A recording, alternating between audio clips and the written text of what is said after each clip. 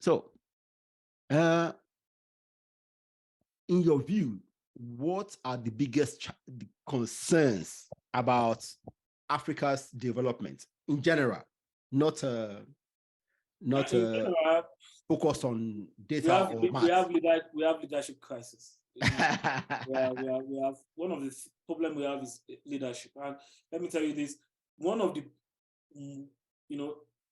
that one is just a big problem, the biggest followership, because it's from the followers. It's from people always argue it. People always feel that national building start with the leaders. Start from the top. No, I agree with you. You want to make somebody the president, and you think that everything will change. You are deceiving yourself. I agree. You don't do that. It starts from bottom up. It's not up bottom.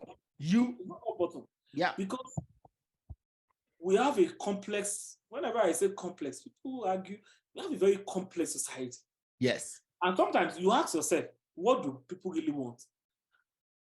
You can do everything.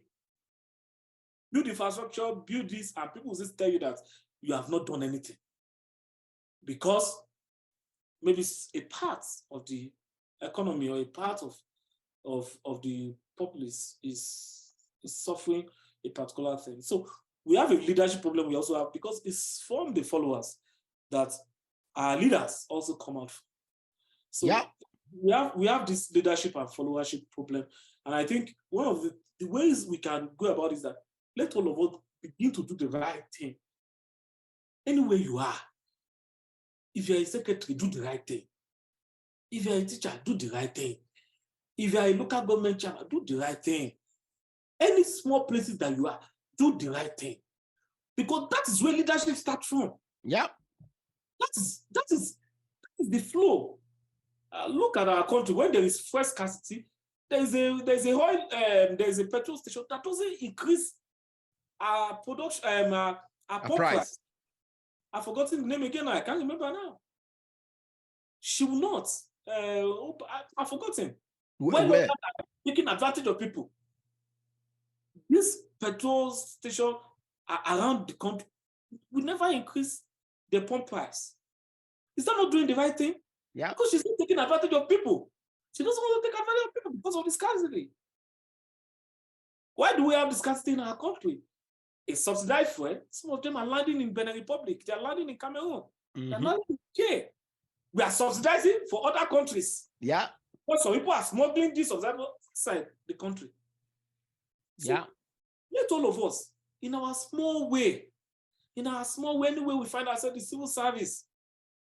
The most corrupt is the civil service in our country. But we thought that the political class are the most corrupt.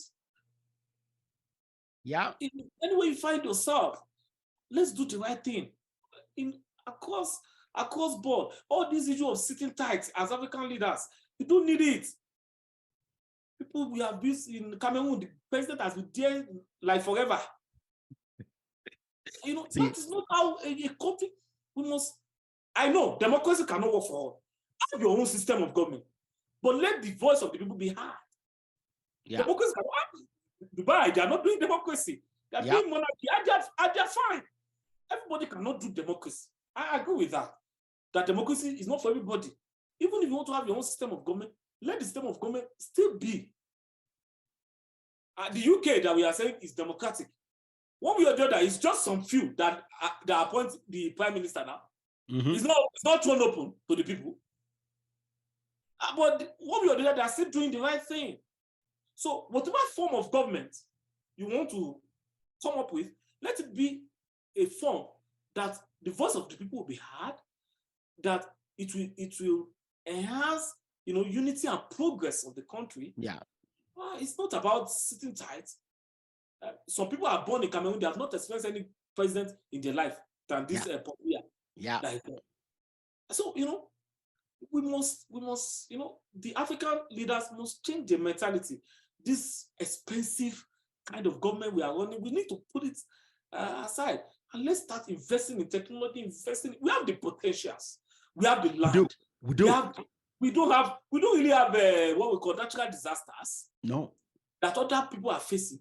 We have the human power, we have the capacity, we have the brain, we have the energy, we have the strength. What is lacking is the willpower, the leadership. Yeah. So do the right thing. Yeah. And that leadership starts from the bottom. It starts from the bottom. Yeah. It's not from the top. It starts from the home. Yeah. It starts from the home. From the home. When you are taking your child to a special center, it's a bad leadership. You're already teaching the child how to cut corners. Yeah.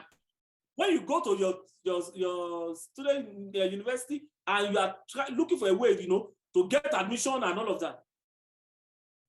And when the child does not even meet the cutoff, you are looking for a way to put. You're already embedding in that child that hard work doesn't pay. Yeah. Hard work pays. I'm here today because of hard work. Yeah. God's grace, of course. God is the giver of everything. So we must imbibe into our young people that hard work pays. And that's why we are having a lot of social vices around us. A lot. Because the home has failed in leadership. Yeah. Because the home you're correct. It's a small place, it's a small part. This is where. And like I always say, religion, tribal issues, they should take this seat at home. It shouldn't be in our public service, in our public space, in leadership. All this religion thing should be put in the family. Yeah, it's a private thing. It's a private thing. Yeah. Let's teach our child, this is the way of God. Take them to church. At home, have your fellowship. Teach them your culture. It should be at home. It should not be in public space. What we should be looking at in public space, in leadership, is competence. People that are ready to serve. People that are ready to do the right thing. Yeah. And if we have all of this in Africa, we have, I will always say, we have the potentials. We are doing amazing well all over the world. All over the world. And when we are doing amazing well, when you look back into your own country, it's shit. Shit. There's nothing to show for it. So we are just there doing, people are sitting tight, planning cool in across Africa. The only country that has been very stable is Nigeria and maybe South Africa or so. Yeah. And also maybe Ghana, yeah. All others, they plan cool, it's much of instability. And that's not making us. And we need to, before we end this broadcast, we need to address this issue. We are making life difficult for ourselves as Africans. Yeah, we are. In Nigeria, want to go to Zimbabwe. We have difficulties to get the visa than in Nigeria going to the United States. Yeah. Or in Nigeria going to the UK. Flight from, I flew from Lagos to Douala.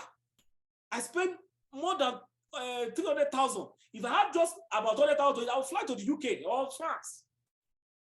Just for you to fly within Africa, it's a whole lot of mess. Visa within Africa is a whole lot of mess. Yeah. Let's remove all these hiccups among us. We're Africans. We're Africans. We need to really address this. Let there be a kind of cultural exchange, goods and services, economic exchange and all of that. So that we can develop, we can go together. I know there are security concerns. Yes. But we can manage all of this.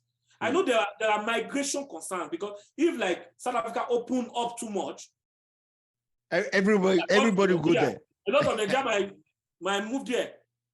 If not because of all these some phobia issues and all of that, that's making people to draw back. I know a lot of people want to move.